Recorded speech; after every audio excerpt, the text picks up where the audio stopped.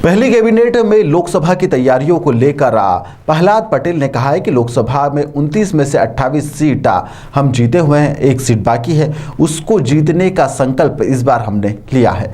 हमने प्रचंड बहुमत से मध्य प्रदेश में सरकार बनाई है और इसका आकलन मैंने पहले ही कर दिया था।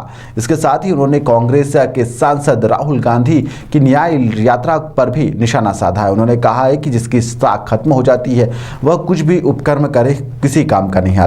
उन्होंने कहा है कि प्रधानमंत्री मोदी के भरोसे देश चल रहा है और उन्हीं के भरोसे सब कुछ काम भी हो रहे हैं। स्वामी प्रसाद मौर्य के हिंदू धर्म को लेकर दिए गए बयान पर भी उन्होंने पलटवार किया है। उन्होंने कहा है कि ऐसे बयानों से आप और हम सब अपमानित होते हैं।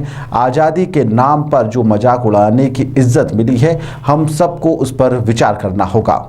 दो बातें बड़ी साफ है कि हमने एक प्रचंड बहुमत हासिल किया है राज्य के चुनाव में। कोई इसका आकलन नहीं कर रहा था, लेकिन मेरा किसी ने भी बयान सुना हो या पढ़ा होगा, मैंने कहा था कि मैं 2003 की पुनरावृत्ति देख रहा हूँ। हम 29 में से 28 सीटें जीते हुए हैं, एक सीट है जिसे हमें जीतना है। तो संकल्प यही है कि पूरी पार्टी और पूरी टीम हम उस लक्ष्य को प्राप्त करें। सर, भारत जोड़ो के बाद में राहुल गांधी न्याय यात्रा निकाली। जब साख खत्म हो जाती है तो कोई भी उपक्रम काम नहीं आता। बात होती है भरोसे की, और वो भरोसा मोदी जी के नेतृत्व में दुनिया मान रही है। भारतीय जनता पार्टी है, देश की जनता का तो हृदय से आभारी हूँ ही।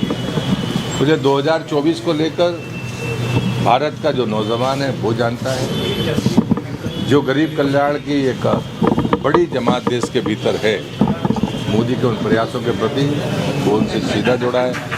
महिला सशक्तिकरण में जो काम मोदी सरकार ने किए हैं वो आज तक कोई नहीं कर सका, और मैं ये मानता हूँ ये काम हमारा रुकने वाला नहीं है। हम महिला सर्वोच्चता तक जाएंगे, हमारे बच्चों की ज़िंदगी हमसे बेहतर हो। और चौथी और अंतिम बात होती है कि जो हमारी अर्थव्यवस्था की रीढ़ की हड्डी किसान है, उसे उसके अनाज मेहनत का दाम भी सही मिले और सम्मान मिले। ये चीज़ें हैं जो हमें हमारे सामने विज़न के रूप में है। मुझे रोड मैप हमारा है और उस रोड मैप पर लोगों का भरोसा है। आज